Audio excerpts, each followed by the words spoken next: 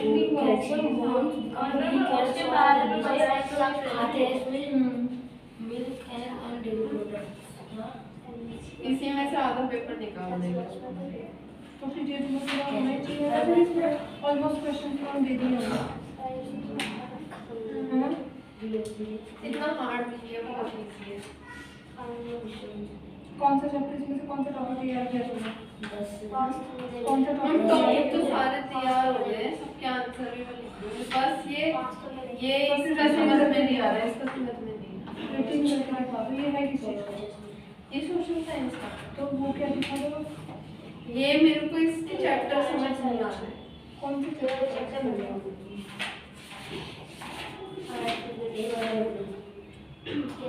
इसमें जितने भी चैप्टर आ रहे हैं मैंने एक बार सबको रीड आउट किया है, बट फिर भी इसमें सिर्फ कहानी नहीं हुई है। कोई इनकी बुक ले लो, इनकी बुक ले लो, तीन चैप्टर के मेरे पास लाई दो ले लेना शाम को जाके। इसकी सब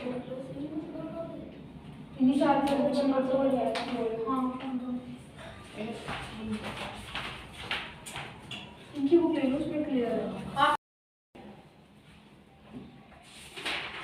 दिखाओ बेटा।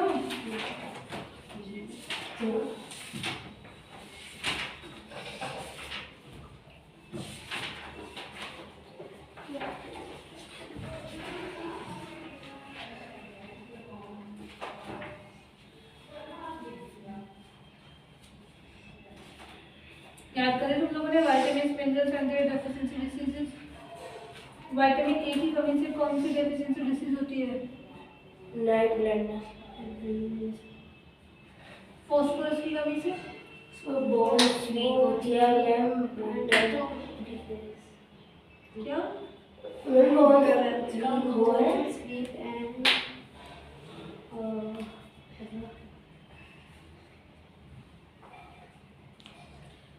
कौन कौन से फूड्स में ये फास्फोरस मिलता है? कौन कौन सा फूड में मैं समझ ले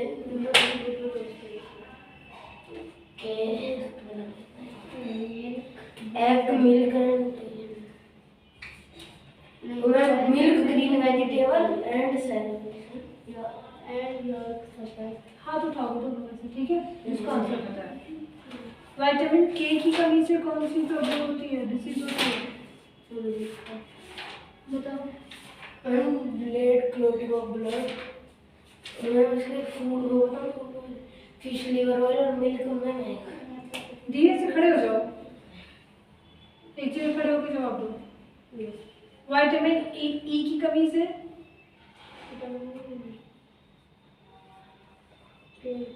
मिल्क है। विटामिन ई की कमी से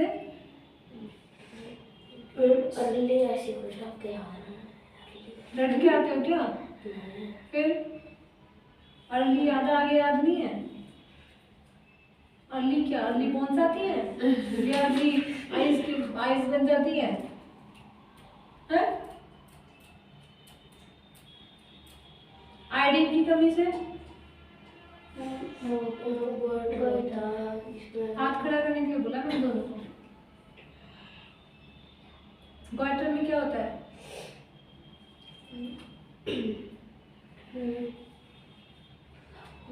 गॉइटर होता क्या है?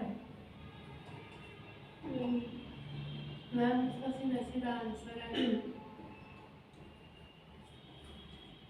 गर्दन सूज जाती है, नेक स्वेलन हो जाती है, स्वेल हो जाती है। आयरन की कमी से हाथ खड़ा करो। अनीमिया होगा मैं अनीमिया क्या होता है? मुंह खराब हो जाना मैं ऐसे ही है। अच्छा मुंह खराब हो जाना है। Food rich in this nutrient, कौन कौन से फूड रिच होते हैं, मतलब इस न्यूट्रिएंट के फूड कौन कौन से होते हैं? Ma'am apple banana walnut. Iodine के बताओ। आयोडीन के ma'am iodine salt and sea food. Calcium के बताओ।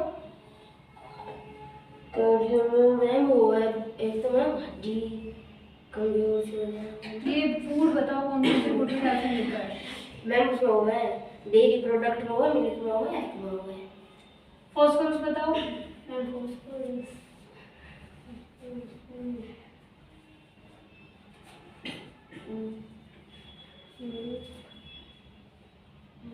फॉस्फोरस बताओ। मैम फॉस्फोरस का मैम हुआ है ग्रीन वेजिटेबल हुआ है मैम, और मिल्क हुआ है, और मैम सेरेल हुआ है। Vitamin A. विटामिन ए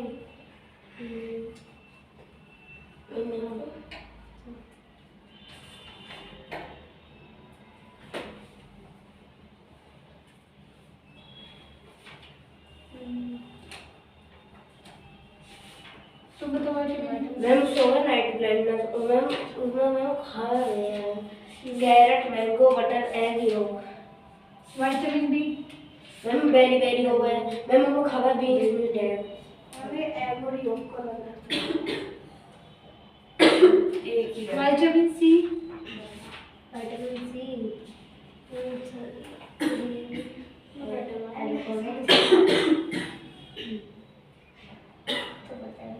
बताओ। मैम उसको भी हुआ है मैम उससे मैम उसको खाया है वो टमाटो लेमन आंवला orange vitamin D. Vitamin D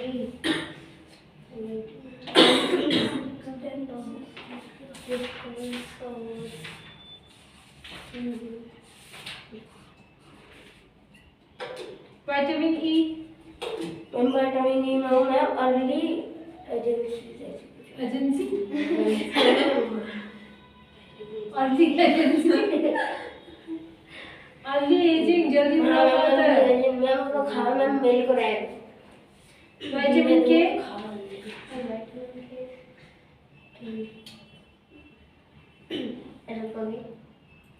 ma'am एक तो ब्लड की रोटी हो गया और मैम उसमें खाना ma'am fish liver oil milk और एग। अब तुम मुझे बताओ तुम्हें क्या पनिशमेंट है। तुम खुद बता दो अपने आप अपने मुंह से।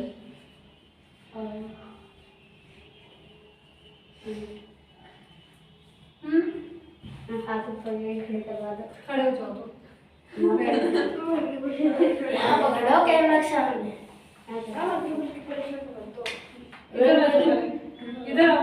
पहले ये सुनो। क्या करनी है पनिशमेंट? पहले ये सुनो, इसके बाद पनिशमेंट मिलेगी। मैम तू बैठ जाओ हाथ खड़े करके बैठ। हाँ। पहले वाला टॉपिक पढ़ो आगे, और कल याद नहीं करके आए ना, कल क्या फिर होगा देख लेना। मुर्गा बनोगे तुम। Communicable diseases. तो सच में मुर्गा बनाऊंगी। मैं फ्लैश तो करके याद दिखाऊंगी। दिखा। कम्युनिकेबल डिसीजेस कल कौन क्या पढ़ेगी? नॉन कम्युनिकेबल डिसीजेस, जो किसी की कमी की वजह से होती है ना।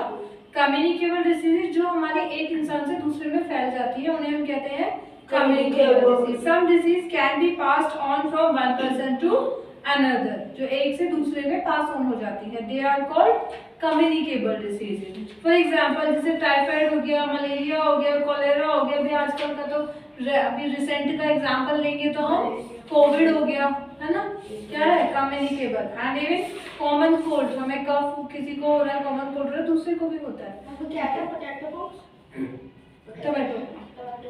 Tomato communicable.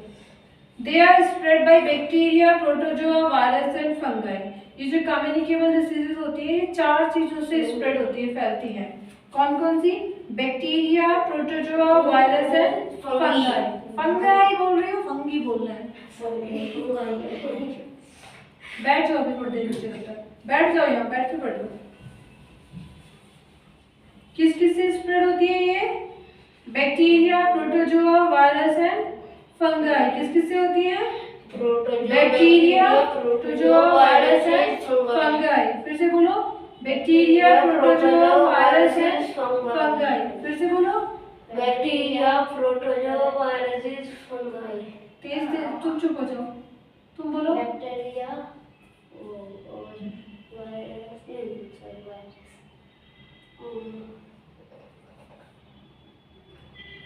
बैक्टीरिया, प्रोटोजोआ बोलो, वायरस है, फंगाई। कौन कौन? फिर से बोलो। Bacteria protozoa, virus and fungus. फिर से बोलो। Bacteria, protozoa. Protozoa, virus and fungus. फिर से बोलो। Bacteria, protozoa, virus and fungus. याद हो गए? तो किस किस से फैलती है ये? Bacteria, protozoa, virus, fungi. पूरा बोला करो, खत्म मत करा करो दूसरे को सुन के। मुंह में चबा जाते हो शब्द को। हाँ, वो दूसरा बोलना शुरू कर रहा है और चुप हो जाता है। किस किस से फैलती है ये? बैक्टीरिया, प्रोटोजोआ, वायरस, फिर भी खाया। प्रोटोजोआ फिर भी खा गए बीच में। The germs enter the body of a person through the nose और mouth। हमारे बॉडी के अंदर जो germs enter होते हैं या तो मुंह से होते हैं या नाक से होते हैं या खाने के थ्रू होते हैं, खाना खाते हैं, एयर के थ्रू होते हैं, वाटर के through. With direct contact with A sick person, जब हम उसके डायरेक्ट कॉन्टैक्ट में आते हैं, उसके पास आते हैं, उससे टच होता है या उसकी हवा हमारी हवा में डायरेक्ट कॉन्टैक्ट करती है तब। अब देखो प्रोटोजोआ। प्रोटोजोआ से होने वाली डिसीजेज हैं मलेरिया और डिसेंट्री। कौन कौन सी डिसीजेज है? Malaria and dysentery. प्रोटोजोआ से कौन कौन सी डिसीज होती हैं? Malaria and dysentery. बैक्टीरिया, 4 चीजें पढ़ी थी ना, प्रोटोजोआ, बैक्टीरिया, वायरस और फंगस। बैक्टीरिया से होने वाली डिसीजेज है pneumonia, typhoid, tuberculosis, cholera and diarrhoea. कौन कौन सी है? Pneumonia, typhoid, tuberculosis, cholera and diarrhoea. फिर से बताओ। Pneumonia, typhoid, tuberculosis, cholera and diarrhoea. Virus से होने वाली डिसीजेस हैं common cold, flu, chickenpox, measles,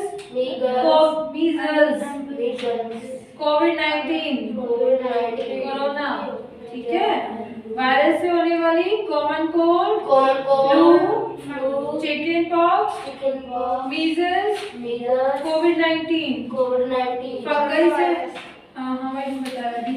fungi से होने वाली इन्फेक्शन ऑफ स्किन, स्किन में इन्फेक्शन हो जाता है। आईज एंड हेयर में होने वाला इन्फेक्शन या डिसीजेस फंगाई से होती हैं। ठीक है। आईज में, हेयर में एंड स्किन इन्फेक्शन ये किससे होता है? फंगाई से। दांत, खाज, खुजली किससे होती है? अब ये याद होने चाहिए, ये दोनों याद होने चाहिए, दोनों को। बनाओ टेबल बैठ के, और तुम तो खड़े हो जाओ। तुम बुक सॉरी ये बैठो, बैठ के हाथों पर करो, बुक रखो नीचे। याद ना हो जाए तब तक हाथों पर रहेंगे, जब तक याद ना हो जाए। बाद में लिखना,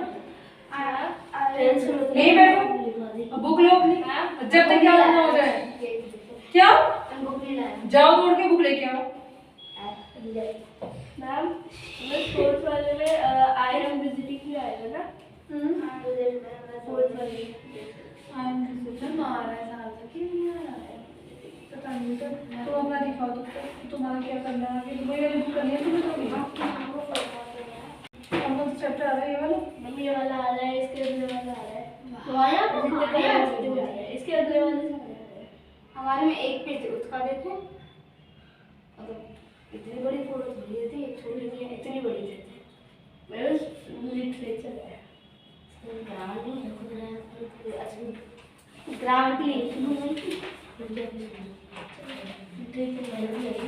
ग्रामर तो आपकी इसमें दे रखी है ना? मतलब ये उसमें क्वेश्चन जाएंगे ना, इसमें तो ये ग्रामर मुझे कैसा पता इसमें से नहीं आएगी? इसमें से आएगी। मैम टेक्सचुअल ग्रामर नाम की कुछ चीज है पेपर में आती है, वो बुक में से नहीं आएगी। हमारे भाई टेक्सचुअल ग्रामर नेक्स्ट चैप्टर कौन सा भी आता हमारे है? में आएंगे ना, नहीं आएंगे नहीं आते हैं बुक में से। कभी क्वेश्चन बुक में से सेम क्वेश्चन का आ ही नहीं सकते। ऐसा है नहीं, इसमें जो ये चैप्टर उसमें नाम पढ़ा देंगे, मतलब नहीं है।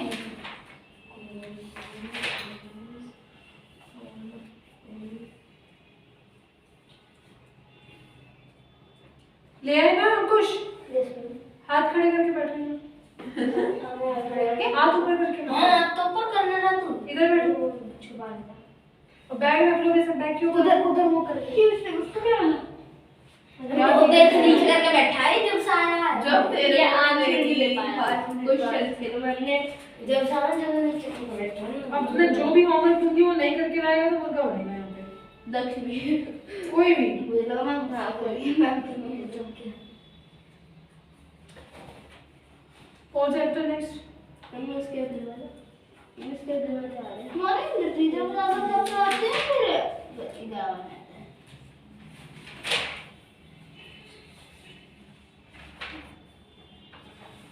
देखा हमारा ट्यूशन सेंटर ऐसा है कि तुम घर पे बना के तो बैठो, वहां नहीं घर पे से पकड़ के ले आएंगे। मेरी स्पीच मेरे चैप्टर ट्यूशन आगे बात मत कर ले ऐसा। ट्यूशन के बच्चे घर से आज का एग्जाम ना मेरे सर दर्द कर रहा है। डायरेक्ट इनडायरेक्ट भी आ रहे मुझे हैं। आपके गांव कैसे क्या डायरेक्ट मैं कटोरी लेके बाहर गया, ये मुझे मिला, मैंने क्या कहता पानी फेंका इसमें से, फिर दूसरी बार मैं गया, ये मुझे नहीं दिखा, फिर मैंने कटोरी करा, फिर तीसरी बार क्या कहते हैं मैं कपड़े धोने गया क्योंकि मैं बिल्कुल रंग में वो रखा था मेरे कहीं ना कहीं जैकेट वैकेट, और तब ये मिला। क्या आपने क्या तेरे बताया? फेस पे ग्लिटर लग रहा है। ग्लिटर ग्लिटर रानी ग्लिटर। ग्लिटर कौन सा आगे मैंने ग्लिटर यूज नहीं किया। ये लग रहा है, क्या लग रहा है? चमक ऐसे ये लग रहा है।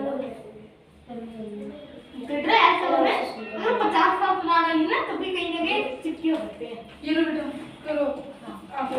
चलो आज हम पढ़ने वाले what is telecommunication. Telecommunication क्या है?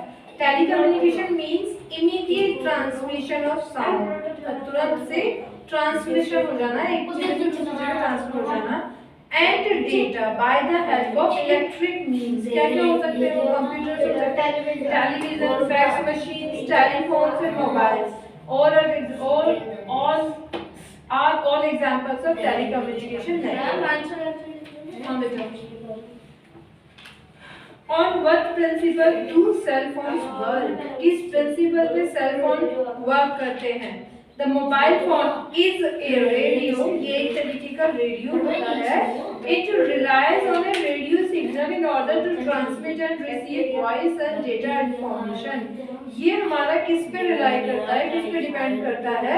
रेडियो सिग्नल्स पे, डेटा को ट्रांसमिट करने के लिए और रिसीव करने। जिसको आप कॉल कर रहे हो तो आपका डेटा क्या हो रहा है? ट्रांसमिट हो रहा है। आप किसी को कॉल मिला रहे हो, किसी के पास कॉल आ रही है तो वो रिसीव कर रहा है जो आपने ट्रांसमिट किया था। हमारी आज थोड़े कलर का मिक्स करके दो कलर बनाते हैं तो पर एक बीच की आते तो बहुत सारे कलर भाई ये सुनने तो सुना। तो ऐसा नहीं होता है कि बाद में बहुत सारे कलर को दिखते ना भाई खर्चा भी ले जा, तो 20 के दिखाई दे। पता है? बहुत सारे This means that it actually transmits radio signals when powers on, यानी जब हम इसको ऑन रखते हैं तो ये रेडियो सिग्नल ट्रांसमिट करता है cell phone. This is a very important component because it readily give away your electronic radio location। ये आपकी देता है, तो ये तो आपको पता ही है, लेकिन बाकी आगे का देखो। What is used for the transmission process? क्या यूज किया जाता है? ये बहुत इंपॉर्टेंट है। Earlier physical cables were used for the process of transmission। Landline phone हुआ करते थे, हम केबल्स का यूज करते थे ट्रांसमिशन के लिए। बस now the latest technology includes satellite communication, जिसमें इंक्लूड होते हैं एक कॉमसैट communication satellite, और communication satellite helps in this fact। The year 1983 the first mobile phone went on sale आया था in the US at a cost of almost $4,000 each। इसकी cost का था first mobile phone, first cell phone जो sell किया था। अच्छा मैं 3 नहीं ये है क्या जेड रॉकेट। चलो कोई बात नहीं, पढ़ लो। What is DNA? Genetic engineering में अगर हम पढ़ने वाले हैं, what is DNA? DNA stands for deoxyribonucleic acid. पता है ना? Deoxyribonucleic acid. डीएनए की फुल फॉर्म क्या है? Deoxyribonucleic acid. ठीक है। This is a chemical substance. ये कोई धागा नहीं है। This is a chemical substance that makes our genes and chromosomes. ये एक तरीके का केमिकल सब्सटेंस होता है जो हमारे जीन्स और क्रोमोसोम्स को बनाता है। क्या? DNA. DNA contains the genetic information that is passed from one generation to the next generation. जो हमारी एक जनरेशन से दूसरी जनरेशन में पास होती है ना जेनेटिक इंफॉर्मेशन, वो किसके अंदर स्टोर होती है? डीएनए के अंदर। DNA consist of two long strands, इसके अंदर होते हैं, दो दिख रहे हैं, एक ये और एक ये, two long strands wound around each other in a spiral or double helix like, उसको बोलते हैं डबल हेलिक्स, ठीक है? स्पाइरल और डबल हेलिक्स लाइक, स्पाइरल में आ रहे हैं डबल हेलिक्स, ट्विस्टेड लेटर, मुड़ी हुई वीडियो, ठीक है? व्हाट इज जीन स्प्लाइसिंग, क्या है? नया टर्म है ना?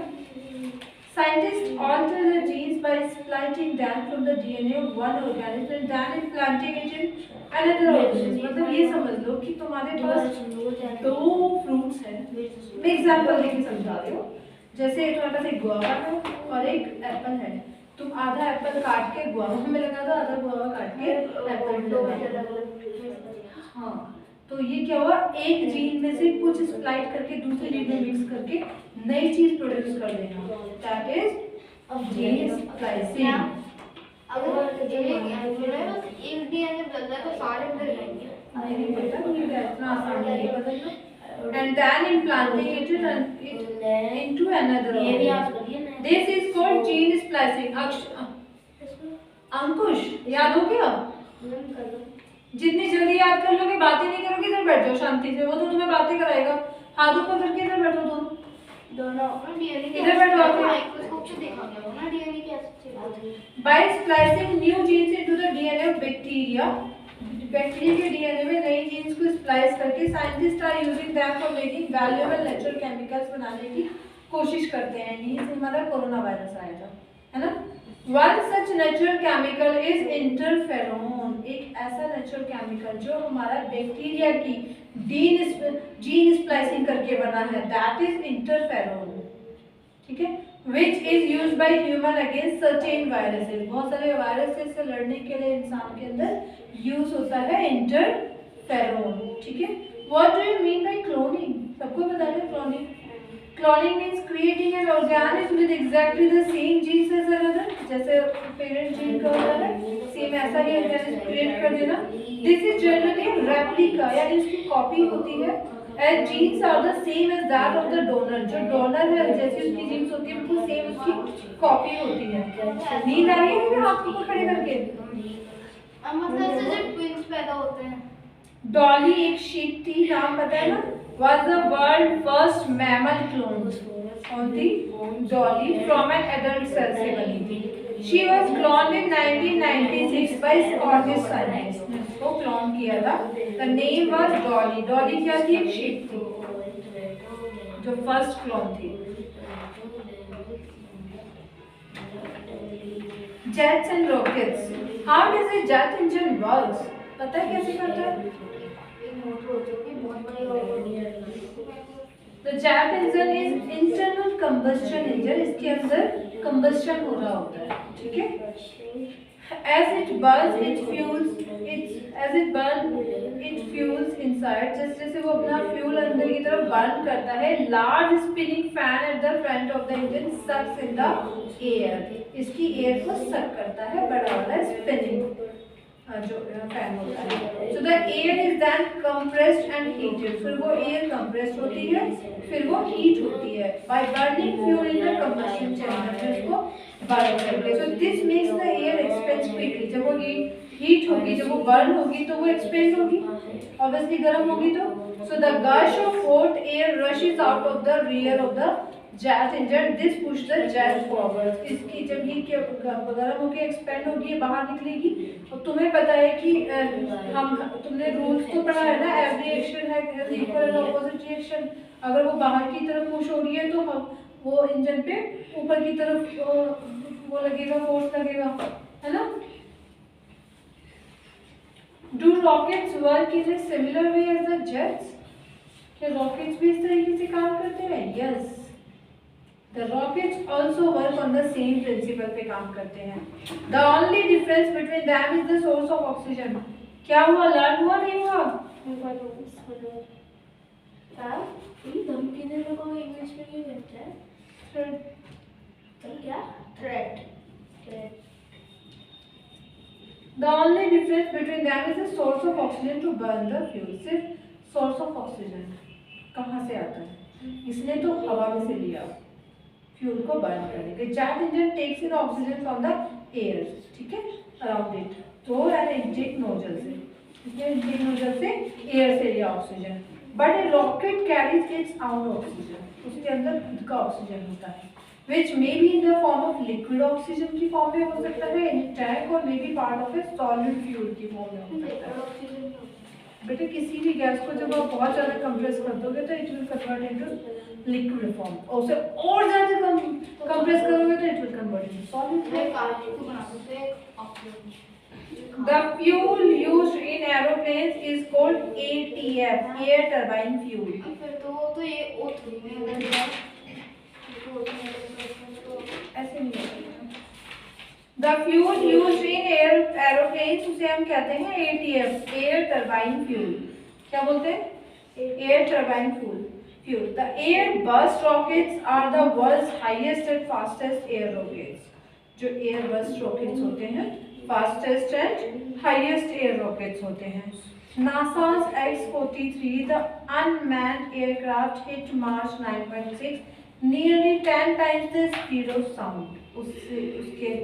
उसकी स्पीड यानी उसके 10 गुना स्पीड से हिट किया उसने। On November 16, 2004 गया, इतनी स्पीड से गया।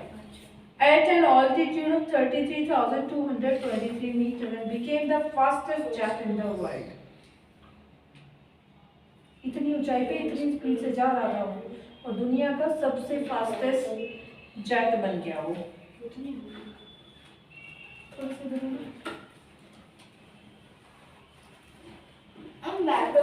वैक्यूम में सबसे तेज होगी स्पीड ऑफ साउंड, ये सबसे स्लो।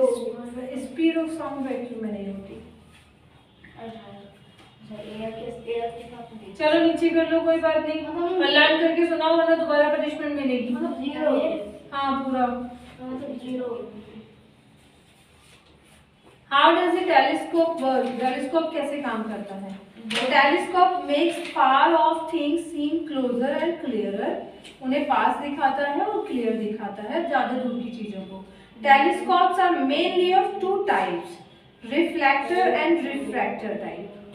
कौन कौन से होते हैं? Reflector and refractor types. Refractor type uses a lens to gather light and brings it together to form an image. ये इसमें रिफ्रैक्टर टाइप में लेंस का यूज होता है लाइट को इकट्ठा करने के लिए एंड उसको साथ में लाने के लिए एक इमेज बनाने के लिए।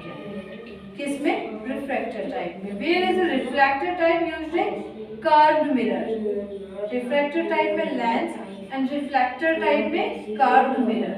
Modern telescope used in astronomy are reflector type. आज के टाइम में the telescope is finally balanced and turns slowly to keep the image steady as the earth moves।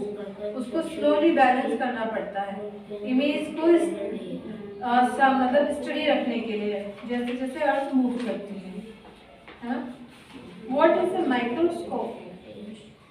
A microscope is device used for looking at things which are otherwise very difficult to see with the naked eye। हम अपनी उन्हें normal eyes से हम उन्हें देख पाना बहुत मुश्किल होता है, ऐसी चीजों को देखने के लिए हम माइक्रोस्कोप का यूज करते हैं।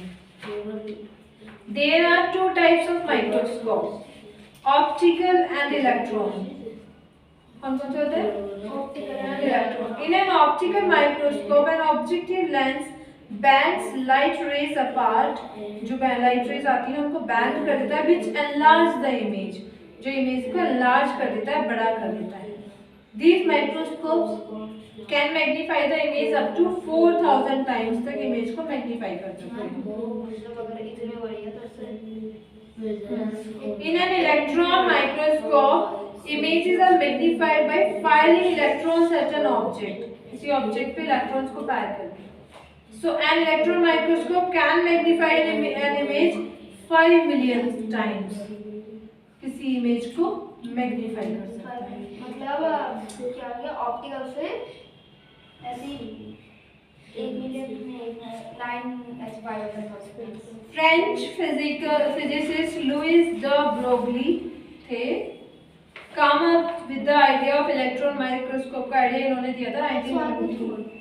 वेलफेयर होगा ना, सब्जियों नाम जैसे कि बैगेज जैसे कंप्यूटर बनाया था। NASA name the world's first space based optical telescope, NASA के नाम पे है, after American astronomer Edwin P Hubble. इसका यूज अभी भी होता है, हबल टेलीस्कोप है ना। The inventor of microscope was Anton van Leeuwenhoek, Leeuwenhoek के नाम से जानते हैं लोग इसे। Anton van Leeuwenhoek was the inventor of microscope. It was invented in 1608 में इसका invention। मतलब माइक्रोस्कोप टेलीस्कोप तो बहुत पहले का मुझे साउंड करा देती मजा आता है। तो वोकल्स पे कराते हैं। मोबाइल में रहता है। फिर लिखी कैसा है इसको बोल के? आ गया, आगे ही बढ़ा गया, आ गया क्या किसने सुना है? क्या बोला ट्यूशन चला रहे इससे? तो बच्चे भी आगे तुझे बुलाने तो है यार। हमारे ट्यूशन की क्या आदत है, बच्चे छुट्टी भी करके नहीं बैठ सकते, छुट्टी भी करके नहीं बैठ सकते हैं। छुट्टी करके बैठो तो मम्मा ज्यादा बैठते हैं। आदि ने इससे पूछा पार करेगा, तो इसने कहा हाँ जाऊंगा पार करेगा। ऊपर अच्छा लगे तब खाने में एकदम तैयार हो गए। हमने नहीं कहा तो ऑस्ट्रेलिया ने कहा, बाद में कहा वो तो आना ही पड़ता, अगर नहीं भी आया तब भी तब आना ही पड़ता है। लेट आओ मिलता एक्टिंग करता हुआ आधे लैपटॉप छुपा लेता।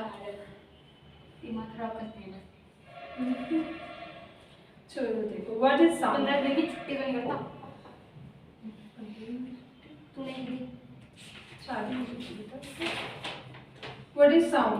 Sound is a mechanical wave that travels through air or other medium. बेटा साउंड को जैसे हम पूछ रहे थे ना, वैक्यूम में साउंड सबसे ज्यादा स्पीड से जाएगी। साउंड को किसी न किसी मीडियम की जरूरत होती है ट्रेवल करने के लिए। जैसे हमारे यहाँ एयर एक मीडियम है, साउंड सॉलिड से भी ट्रेवल करती है, इवन एयर से ज्यादा स्पीड। हाँ, जितनी डेप्थ होगी उतने ज्यादा पानी में भी ट्रेवल करती है, एयर में भी ट्रेवल करती है।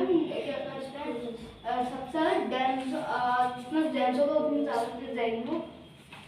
Can be heard when they reach a person और एनिमल्स ईयर। जब तक वो उनकी कानों तक पहुंचती है उसको सुना जा सकता है। Our ears pick up frequency from about 20,000 से 20 हर्ट्ज से 20,000 हर्ट्ज तक की फ्रीक्वेंसी को हम सुन सकते हैं, ठीक है। और इससे ज़्यादा की फ्रीक्वेंसी आ गई हम तो भी नहीं सुन पाएंगे, और जो चमगादड़ होती है ना उससे ज़्यादा की frequency. Ma'am Why did Mrs. Hall refuse to get him any food? मना तो करते हैं। दादी मैं तेरी बुक ले जाऊँ? हमारा नहीं था। तो साउंड की जो हमारी फ्रीक्वेंसी होती है 20 to 20,000 हर्ट्ज की। ज्यादा हर्ट कौन सा छोटा है? 20 हर्ट्ज छोटा है, 20,000 हर्ट्ज ऑब्वियसली बड़ा है। 20,000 हर्ट्ज से भी बड़ी फ्रीक्वेंसी। हम 20 हर्ट्ज से नीचे की आवाज नहीं सुन सकते, 20,000 हर्ट्ज से ऊपर की आवाज नहीं सुन सकते। तो अगर 20,000 हर्ट होगी तो हमें रहना नहीं, सुनाई नहीं देगी हमें। मतलब इसलिए देखोगे कि सुनाई नहीं। What is the speed of sound? The speed of sound is 1,236 kilometers per hour. एक घंटे में इतने किलोमीटर साउंड ट्रेवल करती है। 236 kilometre per hour. What is sonar? यहाँ पे सोनार का यूज हो रखा है, ठीक है। डेप्थ को मेजर करने के लिए इमोशन। सोनार यानी sound navigation and ranging is a technique that uses sound propagation usually underwater, पानी के नीचे, as in submarine या navigation to navigate, communicate with or detect other vessels को डिटेक्ट करने के लिए। क्या होता है कि आवाज़ हमारी, हमें पता है कि पानी में वॉइस की जो स्पीड है वो इतनी है, और वहाँ से टकरा के जब वापस बैक स्पीड जाएगी तो हमें समझ में आ जाएगी कि नेक्स्ट ऑब्जेक्ट कितनी नीचे, वी कैन मेजर इट। जो साइंटिस्ट निकाल देगी इसी कैश कोड लगा देते हैं फिर 4 साल तक सकते हैं। The sound energy of 200 PNOS is equal to the electrical energy needed to light just one light bulb. एक लाइट बल्ब जितनी इलेक्ट्रिकल एनर्जी चाहिए होती है साउंड एनर्जी के इतने PNOS की। तुमने सुना ना पहले राग हुआ करते थे, आग लगा दिया करते थे, बारिश हो जाती थी। Yes ma'am, That was also sound नाम भी energy. था इनका राग में। That is right, correct. And that is also sound energy. और साउंड एनर्जी से काट In humans, the audible range of frequency is about 20 Hz to 20 kilohertz and 20,000 Hz. ठीक है? अच्छा हर्ट्ज में भी किलो हर्ट्ज तो डाटा बस इतना से तो पढ़ाना था। इसके लिए भी ड्रामे कर लेते हैं। मैम बबल भी पढ़ा। बबल का 3 पीस तो उसका पढ़ेगा। जस्ट ही है बबल। मैम मैंने कर लिया ये वाला मेरे पास कर लिया। ये वाला भी पूरा कर लो। हाँ मैं लेके जा रही हूँ। इसको मेरे सारे चैप्टर रिवाइज कर लिए एग्जाम करके। हर एक जब पीरियड और अच्छा नहीं लगा एक छोड़ देता हूँ धीरे करके फिर टूटता गया। एक महीने में इसका ये वाला था यहाँ पे यहाँ मतलब कोई पीरियड नहीं गेम्स के अलावा गेम के हमारे 6 भी लगे हैं सर ये बेटा दिखाओ ना कि हमारे 6 मैथ्स के लगे चलो हो गया तुम्हारा। पर मेरे को ना गेम्स अच्छा है मैं आप क्या करें? जा सकते हो। फालतू में भी बता दो इसका। कुछ काम मैम वो मैथ का कुछ करेंगे मैं कल करूँ। अगर करनी है तो वो करेंगे फिर मैं मंगाऊंगी ये तुम्हारे लिए 70 वो encyclopedia मंगाऊंगी। मैं भी ऐसा होता है कि रीडिंग ना कर पाऊँ।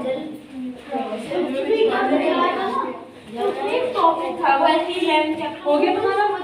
You may go now. Maths के चैप्टर नर्सरी करके लाओगे? Bye ma'am. टॉपिक पता है नहीं करके लाए तो आपको पता है ना? Bye ma'am. मैम के मैथ क्या?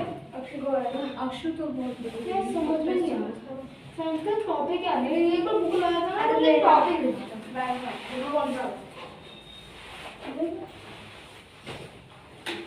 बेटा तुम क्यों नहीं निकालो करते?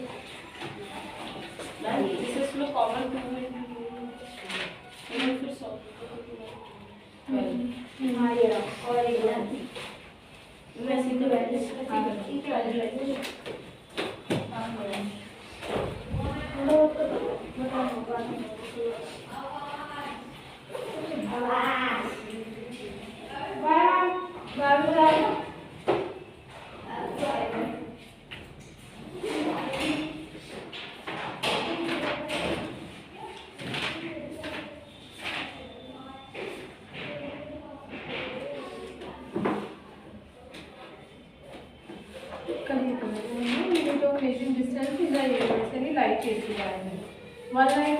कितने किलोमीटर होते हैं?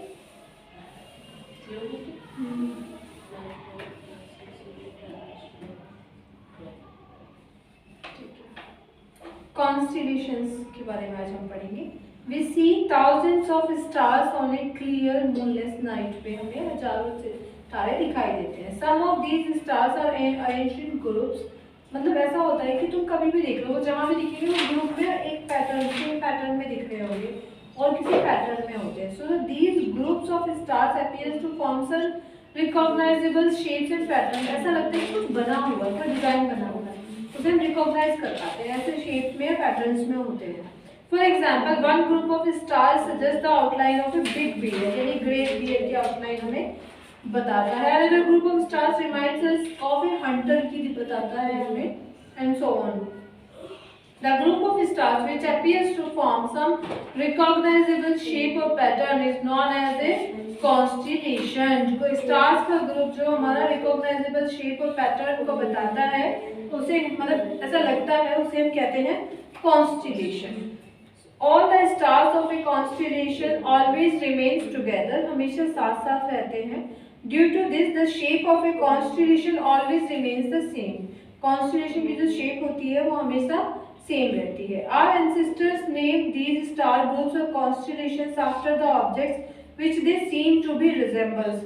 हमारे जो पूर्वज थे उन्होंने इनका नाम जो स्टार ग्रुप्स या कॉन्स्टेलेशन का वो जिस ऑब्जेक्ट की तरह लग रहे थे उसी के नाम पे रख दिया था, दिख रहे थे। So about 88 constellations are known as present. 88 constellations हैं। Each constellation has been given a name signifying an animal, a human being और सम अदर ऑब्जेक्ट की तरह उसको जैसा वो दिख रहा है उसके नाम पे हमने रख दिया है, which it appears to resemble, जो देखने में कैसा लग रहा है। All the constellations appear to move in the sky from east to west. East से west की तरफ move करते दिखते हैं। This is because the earth rotates on its axis from west to east. अर्थ जो है हमारी west to east rotate करती है, इसलिए ये east to west। अब जब गाड़ी से आगे चलते हैं तो हमें पेड़ पीछे जाते नजर आते हैं ना, तो वैसे ही। Some of the important constellations are Ursa Major, Orion, Cassiopeia, Leo Major। ठीक है। All these constellations can be easily recognized or identified in the night sky। में रात में इनको देखा जा सकता है, easily recognized किया जा सकता है। A constellation does not have a small number of stars। A constellation consists of a group of large number of stars। ऐसा नहीं एक दो स्टार से भी, काफी स्टार से मिलके बना होता है। Some of which are bright and can be seen easily with the naked eye। उनमें से कुछ तो काफी ब्राइट होते हैं और हमारी नॉर्मल आंखों से उनको देखा जा सकता है। Whereas others are dim। others हमारे dim होते हैं।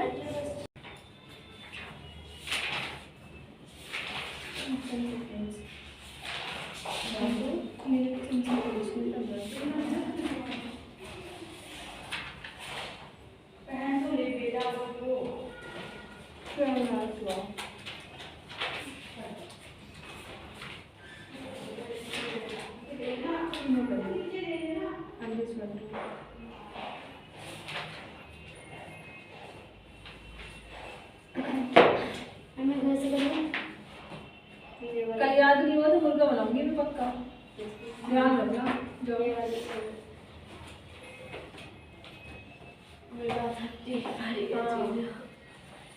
मैं इसलिए बोल चुकी हूँ कि कभी ये सोचो कि मैम भूल जाएगी और नहीं आए तो भी पिटोगे, ये भी ध्यान रखना। तो घर से बुला के लाऊंगी फिर खींच के।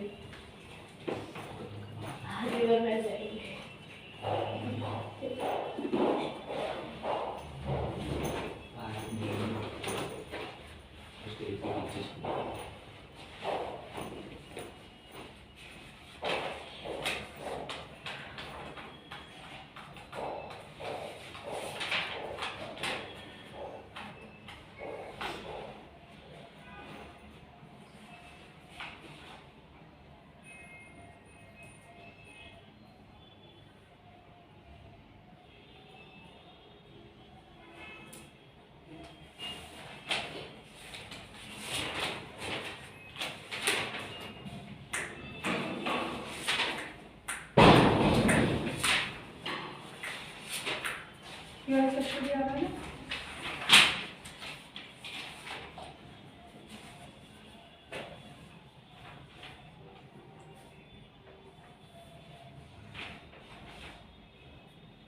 जो क्वेश्चन डाउट लगेगा ना तो मैं तो साथ के साथ समझ लेना, ठीक है।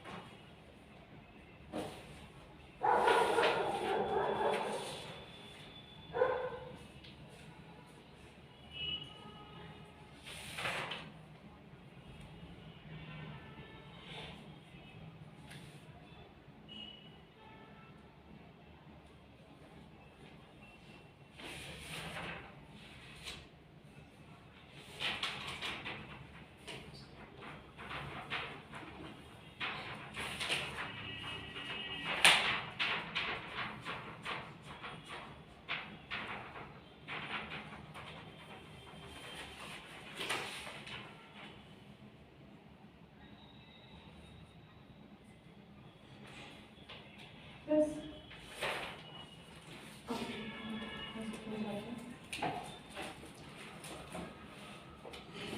कुछ हमारे काफ़ी ब्राइट होते हैं, कुछ हमारे डिम होते हैं काफ़ी, एंड सीन विद डिफिकल्टी, बहुत मुश्किल से वो दिखाई देते हैं. While describing the various constellations, we will give the arrangement of only bright stars in them. जब हम अलग अलग कॉन्स्टिलेशंस को देखते हैं तो हम उनके अंदर ब्राइट स्टार्स की अरेंजमेंट को देखते हैं, which can be recognise easily in the night sky, जो रात के स्काई में इजली रिकॉग्नाइज की जा सके. All the stars which make a constellation are not at the same distance. जो कॉन्स्टिलेशन बनाते हैं वो सेम डिस्टेंस पे नहीं होते, ऐसा नहीं जितनी पीरियड पे from us, so they are just in the same line of sight in the sky. मतलब जितनी दूर ये है ऐसा नहीं है जितनी दूर उतनी दूर ये होगा उतनी दूर ये होगा, बस ऐसा मतलब आगे पहले ये हो सकता है, हो सकता है ये बहुत आगे हो, पर हमें देखने में एक लाइन में लगे होते हैं, है ना. We will now describe the 4 common constellations: Ursa Major, Orion, Cassiopeia and Leo Major. In some more detail क्या क्या है ये हम पढ़ेंगे. Ursa Major constellation is one of the most famous constellation which we can see in the night sky में जो हमें दिखाई देती है. Ursa Major constellation is also known as Great Bear. देखो Great Bear की तरह दिख रही है ना. Big Bear, Big Dipper भी इसे कहते हैं, Claw भी कहते हैं, वैसे खुद भी कहते हैं ना. So the Indian name of Ursa Major constellation, हाँ इसके अंदर ही बनी है ना ये. तो ये छोटे छोटे स्टार्स होते हैं, डिम डिम जैसे चारों दिख रहे होते हैं. इंडियन नेम इसका है सप्तऋषि, है ना. 437 Saptarishi. The Ursa Major constellation is a group of many stars, but 7 of its stars are quite bright. ये थोड़े से bright and can be seen easily, उनको देखा जा सकता है. The arrangement of main stars in the Ursa Major constellation is shown in figure 3. The Ursa Major constellation consists of 7 bright stars which are arranged in a pattern resembling somewhat a Big Bear के pattern में हमें दिखाई देते हैं. The stars mark 1, 2, 3 and 4 are supposed to form the body of the Big Bear. की body ऐसा लगता है हमें ये कि जो ये जितने भी स्टार्स हैं 1, 2, 3, 4 इसकी Big Bear की बॉडी है. Suppose from the body of Big Bear, where the stars mark 5, 6 and 7 from the tail of the Big Bear.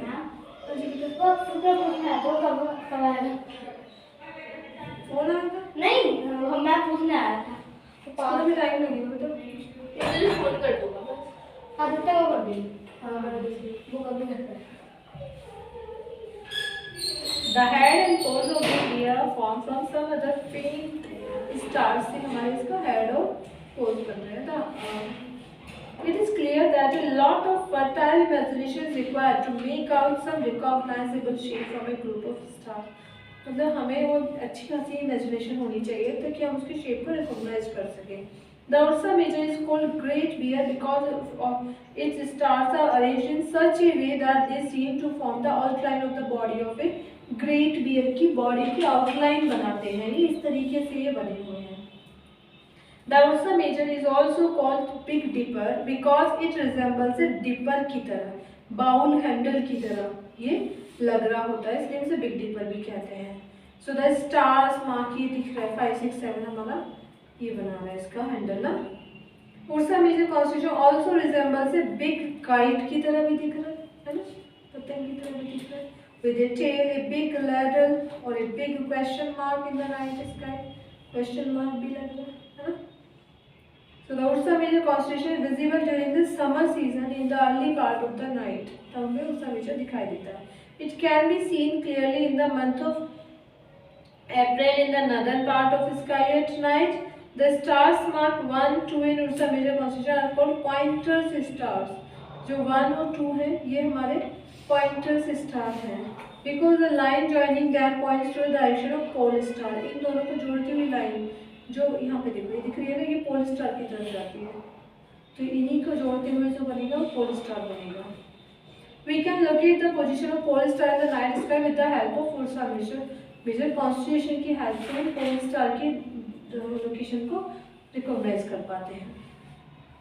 Look towards the northern part of the sky on a clear, moonless night during summer and identify the Ursa Major constellation in the sky. फिर हम उसे identify कर पाते हैं summer के time Ursa Major constellation को sky में. Now look at the 2 pointer stars at the end of the Ursa Major constellation पे 2 pointer stars. Imagine a straight line, imagine करो. Drawn through the 2 pointers. हमें दिखाई देगा ऊपर की तरफ यहाँ पे pole star, right? This line will lead to a star which is not very bright. ये बहुत ज़्यादा bright नहीं है, ऐसे स्टार तक जाता है जिसे हम कहते हैं pole star. If you observe the Ursa Major constellation different times in the night, अगर हम नाइट में अलग अलग टाइम्स में देखेंगे तो कभी ऐसे दिखेगी, कभी ऐसे, कभी ऐसे, कभी ऐसे. लेकिन ये सारी लाइन pole star की तरफ डायरेक्शन करती है ना. We will find that it appears to move from east to west. हमें ऐसा लगता है ये ईस्ट से वेस्ट की तरफ मूव कर रहा है. Since the pole star remains fixed in the night sky, ये फिक्स रहता है. Therefore, the Ursa Major constellation appears to revolve around the pole star in the night sky. ऐसा लगता है कि जो Ursa Major constellation है pole star के चारों तरफ revolve कर रही है. Please note that some of the northern constellations like Ursa Major are not visible from some points in the southern hemisphere of the Earth. अर्थ के southern hemisphere से Ursa Major जैसी constellations कुछ ऐसी विजिबल नहीं है. ठीक है बेटा, आप देखो आज के लिए तो काफी मैथ्स निकालो. बेटा आप देखो, इधर आ जाओ.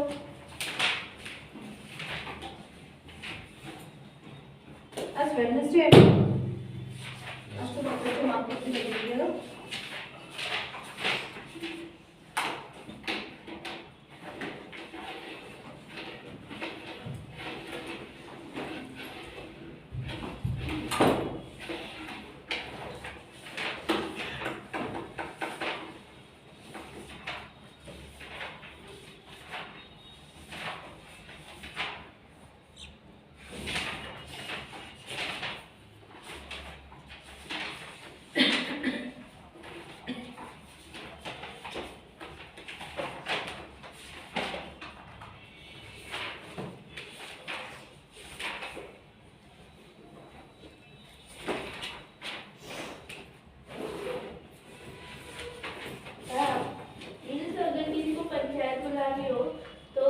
पहले वो मुखिया के पास जाएगा, फिर मुखिया मुखिया को बोलेगा, फिर वो पंचायत बुलाएगा.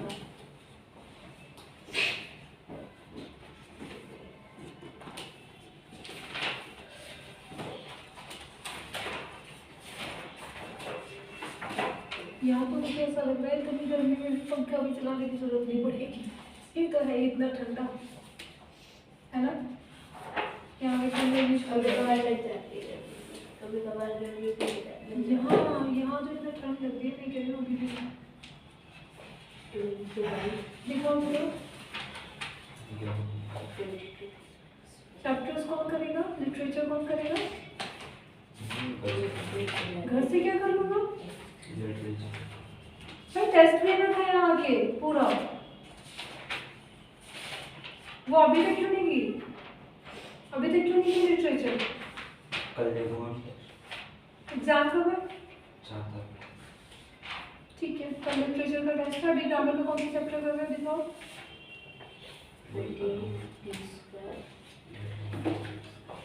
इसके सारे क्वेश्चंस अभी कॉपी में लिखो, फिल इन द ब्लैंक छोड़ दो, एज इट इज लिखो पूरे के पूरे, तब इनको सॉल्व करो. स्टार्ट बेटा जो मैं तरीका बताती हूँ ना, ये बेस्ट वे होता है. ये मैं सोचा था मैम ने तो अपना काम छुट्टी कर दिया, मेरे को काम करने के लिए दे दिया. नहीं, यही तरीका होता है सॉल्व करने के लिए.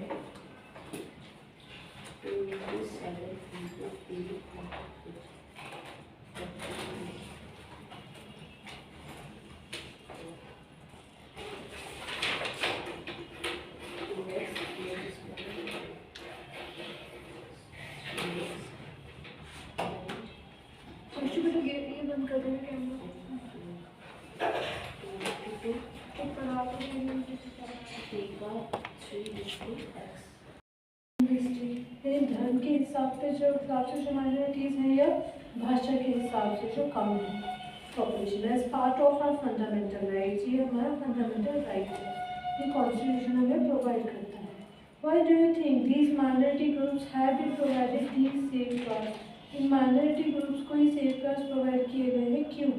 The term minority is most commonly used to refer to communities that are numerically small in relation to rest of the population. Minority का मतलब होता है जो बाकी पॉपुलेशन के कंपैरिजन में कम हो, नंबर ऑफ टाइम्स, मतलब नंबर्स में कम हो। However, it is a concept that goes well beyond numbers. Numbers के numbers से होके जाता है। It encompasses issues of power, access to resources and has social cultural dimensions। इसके अंदर है ये पावर के इश्यूज को encompass करता है, यानी पावर के इश्यूज को नहीं होने देता, रिसोर्स को एक्सेस कराता है, सोशल कल्चरल डायमेंशन इसके हैं। As you read in Unit 1, the Indian Constitution recognizes that the culture of the majority influences the way in which this society and government might express themselves। जो majority का जो culture है वो express करता है कि कैसे सोसाइटी को रहना है, कैसे गवर्नमेंट को रहना है। ये तुमने देखा पिछले चैप्टर में। 10 सेफगार्ड्स आर नीडेड। अब यहाँ पे सेफगार्ड्स की जरूरत होगी, सुरक्षा की जरूरत होगी टू प्रोटेक्ट माइनॉरिटी कम्युनिटी को प्रोटेक्ट करने के लिए against the possibility of being culturally dominated by the majority. मे भी हो सकता है मेजॉरिटी जो फेस्टिवल मनाती हो उसी को डोमिनेट किया जाए, उस फेस्टिवल में कुछ स्पेशल प्रबंध कर दिए जाए, तो ये माइनॉरिटीज़ को तो पॉसिबिलिटी नहीं रही ना फिर, तो इन सबको सेफगार्ड करता है। ठीक है। They also protect them against any discrimination. उनको कोई भी भेदभाव किया जाए उसके अगेंस्ट भी प्रोटेक्ट किए जाते हैं। Disadvantage that they may face, जो फेस कर सकते हैं। Given certain conditions, communities that are small in numbers related to the rest of society, जो numbers में कम है बाकी सोसाइटी के कंपैरिजन में,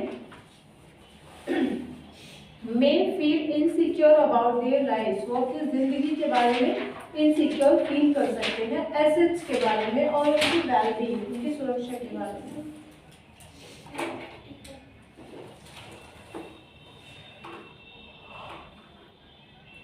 इतने 16 आवर्स 15 मिनट्स को 1 डे में से सब्सट्रैक्ट करना है, तो 24 आवर्स में से।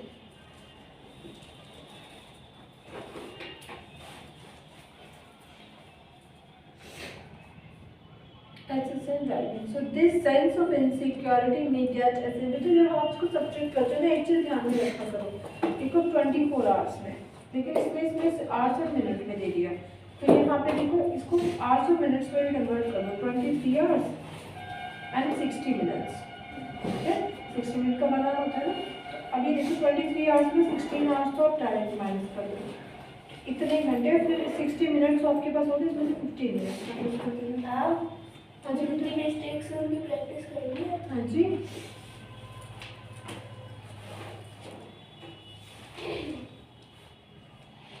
The Constitution provides these safeguards because it is committed to protecting India's cultural diversity। ये कमिट किया गया है कि इंडिया की जो कल्चरल डाइवर्सिटी है उसको प्रोटेक्ट करना है, and promoting equality as well as justice, justice को, इक्वालिटी को प्रमोट करना है। As you have already read in chapter 5, the judiciary plays a crucial role in upholding the law and enforcing fundamental rights। जो law को uphold करना, कानून बनाना और उनको एनफोर्स करना, उनको अप्लाई करने में, फंडामेंटल राइट्स को लागू करने में जुडिशरी काफ़ी इंपॉर्टेंट रोल प्ले करता है। Every citizen of India can approach the courts. वो कोर्ट तक जा सकता है हर एक सिटीजन इंडिया का, if they believe that their fundamental rights have been violated. अगर उन्हें लगता है कि उनके फंडामेंटल राइट्स को वायलेट किया जा रहा है, तो वो कोर्ट जा सकता है, कोई भी इंसान, कोई भी citizen. Now let us understand marginalisation in the context of the Muslim community. Muslim community के कंटेक्स्ट में मार्जिनलाइजेशन देखते हैं। According to 2011 census, Muslims are 14.2% of India's population के 14.2% थे, and are considered to be marginalised community. उनको consider किया गया। In India today, because in comparison to other communities, they have over the years been deprived of the benefits of socio-economic development से वो दूर रहे। So the data in 3 tables below derived from different sources से derive किया गया है, indicate the situation of the Muslim community with regard to basic amenities से related, उनकी basic situation को indicate करता है। Literacy and public employment में मुस्लिम कम्युनिटी कितना है। So read the tables below। जैसे रिलीजियस कम्युनिटी यानी हिंदू हो गए तो उनका पक्के हाउस इतने परसेंट के हैं, या मुस्लिम्स हो गए उनके इतने परसेंट के हैं, क्रिश्चियंस हो गए 69.3% के हैं, सिख्स के 91.3% के हैं। So what do you think these tables tell us about the socio economic status of the Muslim community का सोशो इकोनॉमिक स्टेटस बताते हैं, जहाँ की यहाँ पे electricity Hindu 75%, Christians 86.2%, Sikh 96%, and tap water 43%, 35, 48, 48%। कितनी मिस्टेक्स हैं आप खुद देखो। हो गया। मुझे सारी कंप्लीट करनी है, सारी रिवाइज करनी है। टेक्स्ट चैप्टर तो बहुत सारे आ रहे हैं ना। लिटरेसी रेट की बात करें ऑल तो 74, हिंदू 63, मुस्लिम 57, क्रिश्चियन 74, सिख 67, बुद्धिस्ट 71, जैन 66। बहुत सारी मिस्टेक है, सिर्फ एज नहीं। इनको फिर से लर्न करो पूरा का पूरा। I will check it again. हाँ, पॉपुलेशन अगर हम देखें 13, पॉपुलेशन में 13.5 रहा है total. IAS 3 IPS Muslim population में से 4 IPS, IFS 1.8, एंड PSU में 3.3, state PSU 10.2, banks and RBI 2.2। कितनी रही है 13.5 से। So recognizing that Muslims in India were lagging behind in terms of various development indicators में, और काफ़ी पीछे रह गए हैं Muslims. The government set up a high level committee in 2005 में उन्होंने सेटअप की थी, chair by justice Rajendra Sachar ने इसको चेयर किया था, यानी मेन रहे थे। The committee examined the social, economic and educational status of the Muslim community का सोशल, इकोनॉमिक और एजुकेशनल स्टेटस को बताती है ये कम्युनिटी। राजेंद्र सच्चर इसके चेयरमैन रहे थे। So the report discuss in detail the marginalization of this community। पूरा का पूरा जो marginalization है उसको डिटेल में रिपोर्ट में डिस्कशन होता है। It suggests that on a range of social, economic and educational indicators, the situation of the Muslim community is comparable to that of other marginalized communities like scheduled caste and scheduled tribe। वो बताती है कि जो मुस्लिम community का जो situation है education के behalf पे, इकोनॉमिक बिहाफ पे, वो बाकी जो मार्जिनलाइज कम्युनिटीज के जैसा है, जैसे शेड्यूल कास्ट और शेड्यूल ट्राइब की तरह। For example, according to the report, the average years of schooling for Muslim children between the age of 7 to 16, जो इसका एवरेज ईयर है कि स्कूल जाने का 7 से 16 साल है, much lower than that of the other social communities के कंपेरिजन में काफी कम है। Economic and social marginalisation experience by Muslims has other dimensions as well. ये जो एक्सपीरियंस करते हैं इकोनॉमिक और सोशल मार्जिनलाइजेशन, इसका एक दूसरा डायमेंशन भी है, लाइक अदर माइनॉरिटीज जैसे करते हैं। मुस्लिम कस्टम भी है इसकी वजह, and practices are sometimes quite distinct. उनका जो तौर तरीका थोड़ा डिफरेंट है from what is seen as the mainstream की तरह इसको देखा जाता है। ये भी इसकी वजह है। सम नॉट ऑल, मतलब सारे नहीं, कुछ मुस्लिम्स में बियर ए बुर्का पहनते हैं, स्पोर्ट ए लॉन्ग बियर्ड रखते हैं, वो bear a face, and these become ways to identify all Muslim. इस तरीके से हम सारे मुस्लिम्स को आइडेंटिफाई करते हैं। Because of this they time to be identified differently and some people think they are not like the rest of us. क्योंकि वो अलग दिखाई देते हैं तो हमें ऐसा लगता है कि वो हमारी तरह नहीं है। Often this because an excuse to treat them unfairly, ये एक excuse भी बनता है उनको unfair treat करने का, and discriminate against them, उनको discriminate करने का। Do you remember reading in class 7th book about how the Ansaris were finding it difficult to rent a house? कैसे अंसारी को बड़ी मुश्किल हुई थी एक रेंट पे हाउस लेने में। So the cost to 5 kg mangoes is 200. How many kg of mangoes can be purchased? देखो जो चीज़ यहाँ दे रखी है उन्हें कितने में कितना, तो कितना वाला लास्ट में रहेगा, यानी 200 रुपीज़ में हम कितने खरीद सकते हैं 5 kg। तो 1 kg में 5/200 85 हो जाता है। तो 300 रुपीज़ में ये मल्टीप्लाई हो जाएगा, 5/200 मल्टीप्लाई 300। सिंपल, इससे इसको डिवाइड कर दो, जो बनेगा ये हो जाएगा। ठीक है।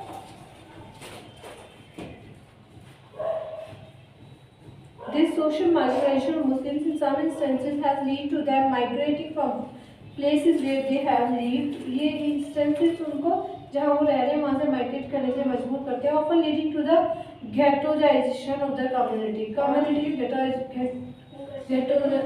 ghettoization में उन्हें भेज देते हैं। हाँ ठीक है।